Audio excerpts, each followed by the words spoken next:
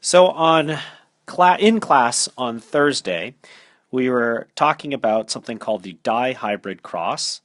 And what's most important for you to recall from that lecture is that we're dealing with two different traits. In this case, it was the way you look and how intelligent you are, and how that creates a different set of gametes than you would have if you only had one trait that you were looking at associated with one chromosome. So when you have two chromosomes, two traits, it gets a lot more complex.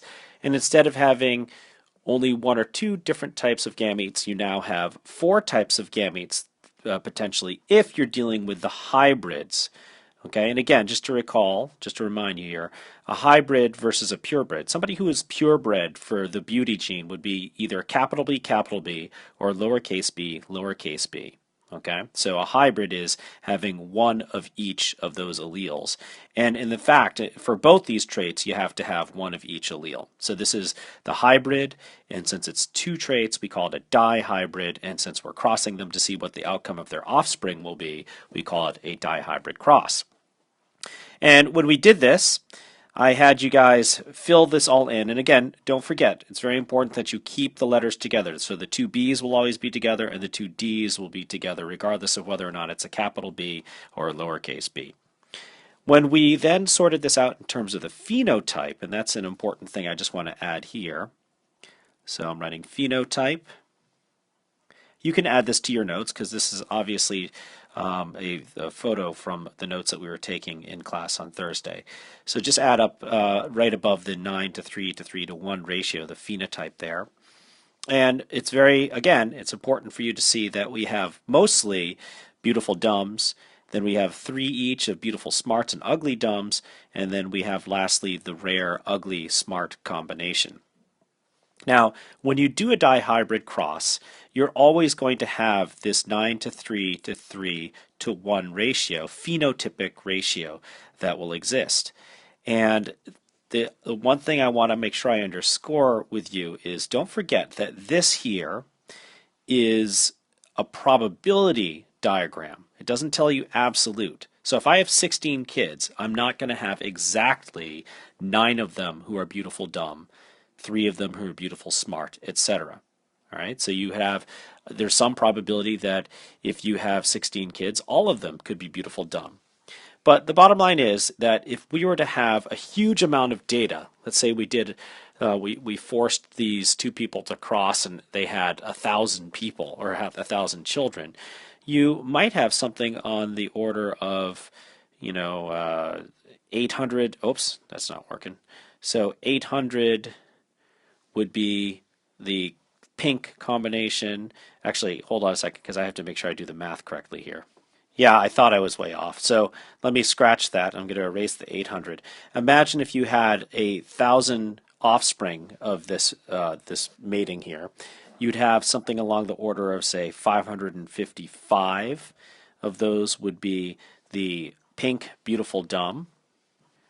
Perhaps you'd have 180 for the beautiful smart. Maybe you would have 192 of the ugly and dumbs. And then lastly, maybe you'd have 73 of the ugly smarts.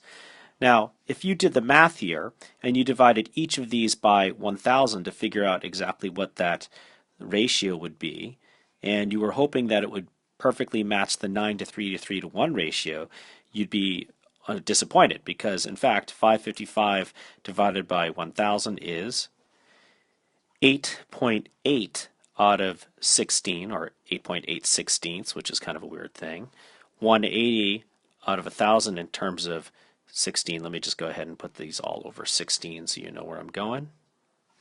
Now, obviously, 8.8 isn't 9, which is what ideally it would be, but this is a probabilistic model, so it's not going to be exactly 9. So what is it for the other ones? I'll give that to you in a second. All right, so you can see here that I have 2.9 instead of 3, 3.1 instead of 3, and 1.2 instead of the 1 that it should be. But clearly I think you can see here that it's pretty close to a 9:3 to 3:1 ratio. And the larger this number is, the closer you get to an infinite number of organisms, the closer these numbers are going to fall into the 9:3 to 3:1 ratio. So now the next thing I want to talk about is that sometimes you're not going to get that 9 to 3 to 3 to 1 ratio because you're not doing a true dihybrid cross, meaning that both organisms, both the male and the female, have to be dihybrid for it. And you can see that the outcome is going to be very different, or you will see in a moment that the outcome is going to be very different. So let's imagine we have this situation. All right, and so what we have here is an ugly smart, if I'm not mistaken. Actually, let me just go back and take a look. Lowercase d, yeah. Okay, so we have the ugly smart married to, or not necessarily married, but mating with a beautiful and dumb person. And let's see what we get in terms of the offspring associated with this. Now, to do this, we have to first generate the different gametes that you could have for these combinations. And now I think you can see here that with this combination you can only produce one type of gamete. It can only be lowercase b, lowercase d. Similarly, the gametes for this dude right here is going to only have one type of gamete, and in fact that's capital B, lowercase d, uppercase d. So when we cross these, and I could just make a smaller Punnett square here. Okay. We would see that we'd have this crossed with this. Now, I really didn't have to do one of these 3 by 3 squares, right? I could have just kept it to this area right here, and it would have been the same. But by convention, you should always have at least 2 gamete boxes. So you should never have a Punnett square smaller than a 3 by 3. And if this is the case, you can see that every single one of the offspring are going to have the exact same genotype and the exact same phenotype as well. They're all going to be a combination of their parents. So you're going to have the beautiful, smart, oh no, I guess not. Actually, it's not going to be that at all. It's going to be whatever this parent was. So let's just say this was the male and this was the female. So now we're going to have 100% will be the beautiful, just taking after their dad, beautiful and dumb combination. All right, so even though we had parents here that had different genotypes, completely different genotypes, we still have kids who have the exact same genotype, and every single one of them will be beautiful and dumb.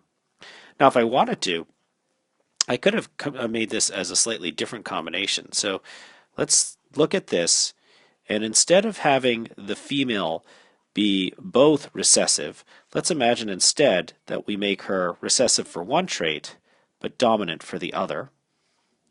And for the male, we do just the opposite. So we're going to make the male dominant in the beauty gene, but recessive in the intelligence gene.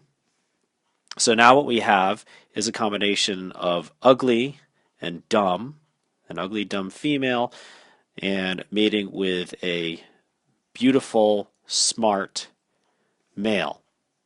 And I think you're going to see that even though this is a different combination, we're going to have the same thing that's going to happen here, because take a look at the gametes that we develop from here. We have a capital D, lowercase b, capital B, lowercase d. So those are going to be the combinations.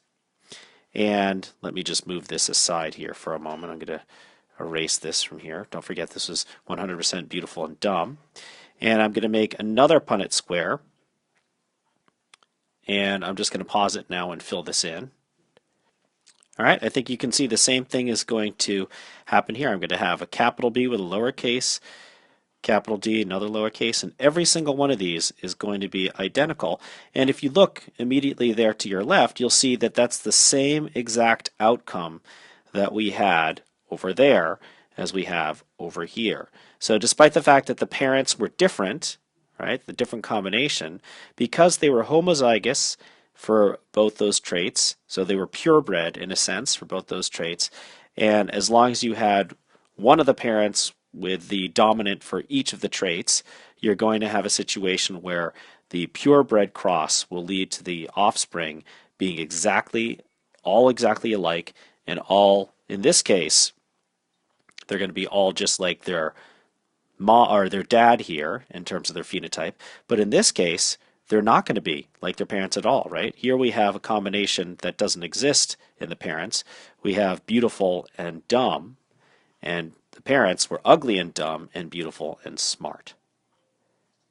All right, so from a very different combination, we can still get the same exact outcome. And the other thing, just make sure you understand that this is 100%, and this is also 100% of the offspring will be the same.